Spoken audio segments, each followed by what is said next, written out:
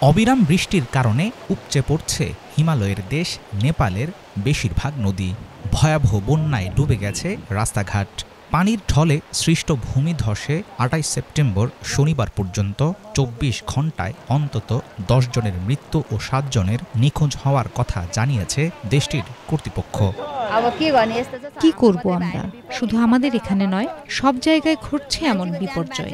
আমাদের জীবন বেঁচে গেছে, এটাই আমাদের জন্য বড় কিছু।